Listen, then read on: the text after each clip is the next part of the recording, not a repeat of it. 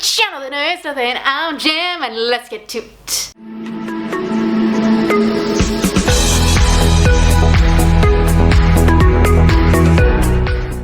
So today we're diving into the book Apple tag. Sounds quite fancy when you say it like that. But anyway, let's get to it. Number 1 is Granny Smith Apple, and that is name a character or a book that was overly sweet. And I've got to go with Telegonus from Circe. He was so sweet and so like oblivious to how the world worked. And it made sense why. Like, he was sheltered all his life and was only let out a couple of times, not even that, to go and explore the world. And he just didn't know what was out there. And it made sense, but also he was bloody annoying, and I found it very hard to like him. He was probably the most annoying character in that book, if not Circe herself. But also Circe I really liked. I feel like she could do no wrong. I would stand and fight with her, be like, no, she's fine. Her reasons are totally valid and just. Not at all warped and weird.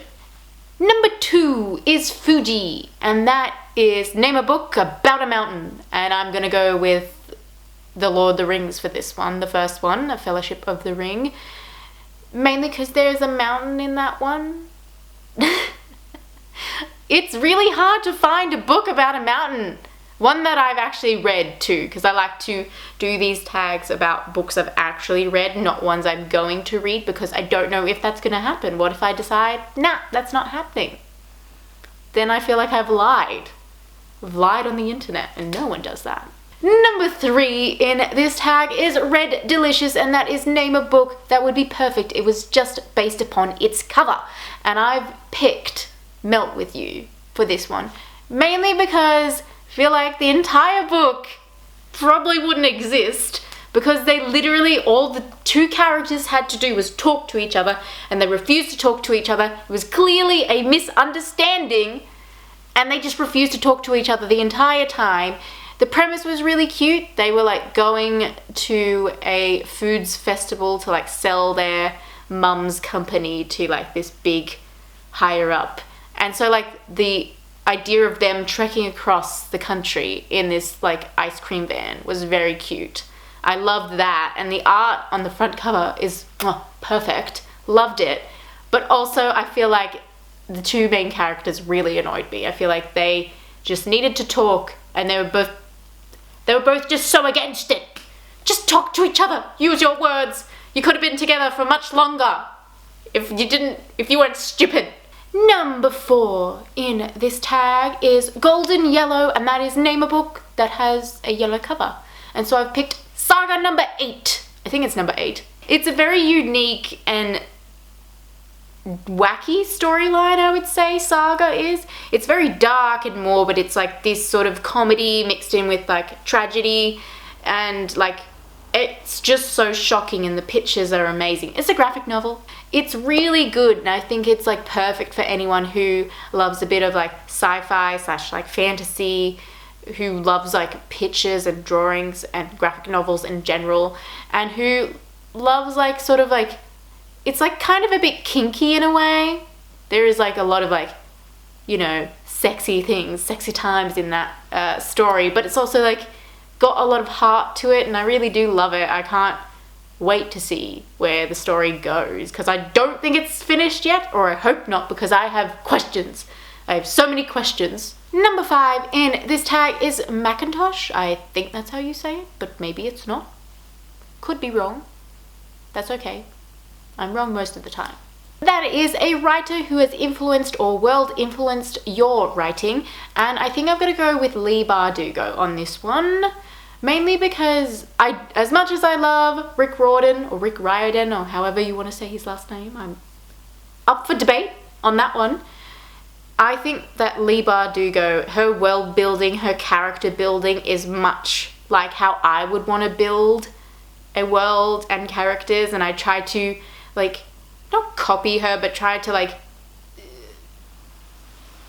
reflect her writing in my own sometimes, because I really do want to make like likable characters and hateable characters, and it's like such a unique and hard thing to do, that like you want people to get to know them enough before like anything tragic happens, so then you can have a clear line. It's like, these are the goodies, these are the baddies, these are the indifferents.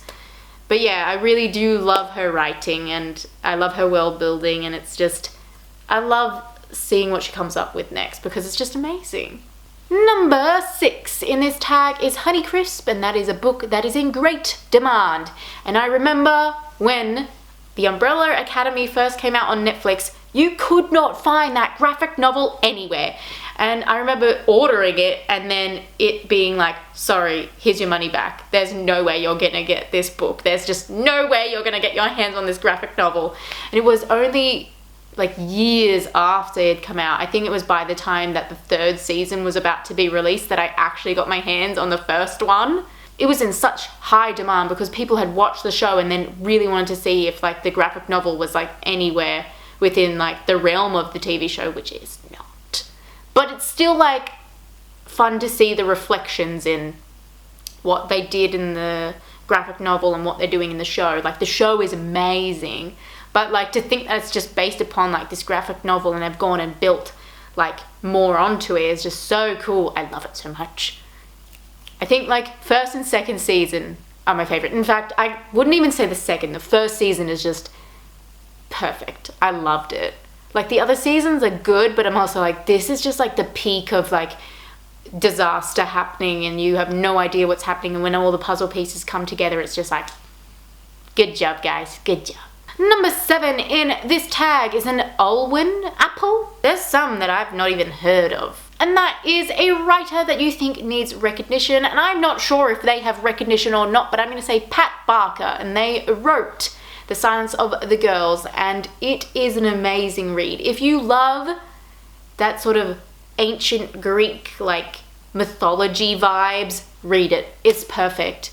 I was so immersed within the world. I loved it. It was so sad because it's the build-up into the Trojan War, which is hectic. But I also love, like, facts about that particular war because, like, the movie is great. I love to watch it when I'm feeling hectic. But it does not depict, like, nearly half what happens in, like, the sort of mythology to it all and the actual story of it all. And I feel like this book did it really well. Like, I really enjoyed it, and I read the second book, the sequel, and it was amazing as well. Not nearly as good as that one, but like, oh, they were just really good. Applaud you. Also, the actress that did the voice acting on Audible, amazing. I was so into it. I was like, I'm here. Keep telling me the story. Keep going. Could listen to her all day. Number 8 in this tag is Empire, and that is name a book that you've read that is set in New York City. And I think the only book that I have, as much as this saddens me, is What If It's Us, that's set in New York City. I haven't read that many contemporary. I feel like I've been diving more into the fantasy and sci-fi sort of worlds that I have like neglected contemporary because I'm like, nah, fuck the real world. Let's dive into fantasy because we're safe there. I feel like I don't need to go into any more detail with that one. That's fine. We can end it on that. Number 9 in this tag is a Gala apple, and that is name a book that fits under multiple genres. And I think I'm gonna go with, even though it's quite odd, but I feel like it's not that strange, is the Grishaverse. Because I feel like if you take away the fantasy aspects and just have it set in like a contemporary world, we still have, you know, the tragedy and the romance of it all. And I feel like it would be very interesting to see that set in the modern world, I think. Like, because if you take away fantasy, they're just like sort of like people with like superpowers. Like if you base it in New York, it would be very interesting to see how like if things would still play out the same way, or if like the writing would take you somewhere else. So yeah, I'm gonna pick the Grishaverse, mainly because I love it and I feel like it could work in different like genres if you take away fantasy. It would be very strange as a contemporary, but I would love to see it. Like if someone wants to go and write fan fiction, I will read it. Number 10 is Ambrosia, and that is a long book that was easy to follow, and I've picked Outlander for this one, but mainly because it is probably the biggest book that I've ever read. It's massive, and I was very like intimidated when I first picked it up. I'm like, I'm not going to get halfway through this before I give up and get bored. But I didn't. I like smashed it out. I mean, no, I didn't smash it out, but like I was able to finish it and follow it. And I feel like there was bits and pieces that weren't in the TV show that I read, and I was like, ooh, this is cool. I like having this like sprinkle of knowledge that no one else knows, that unless they've read the books. But yeah, I was highly intimidated picking it up, but I'm like glad that I read it, and I will read the others. They're like somewhere on my shelf. Oh, they're where you can't see. Number 11 in this tag is Zaz.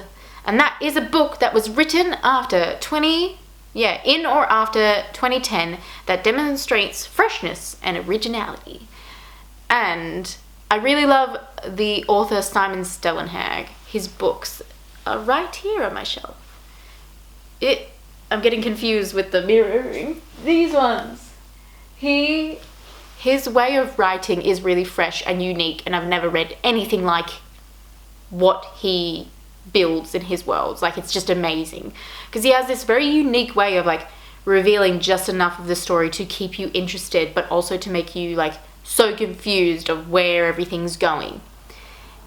And he did this quite well in I think it's his most recent one, Labyrinth. And in the beginning you're sort of questioning what is happening. It's about these two sort of like lab people, and they're with this one little kid, and you're like, what is going on? This kid is quite strange, and you're not really sure what's wrong with the kid, and they keep referring back to he knows what happens when he was young, and you're like, what happened when he was young? And it was so like strange, and you made your way through the book and you finally found out what happened. I'm not going to say because spoilers, but it's very dramatic and dark, and he has this very like twisted way of like making things really dark but also like very interesting. So your like interest is always there. You're always wanting to like finish it in one sitting. You can't wait to know. You have to know now.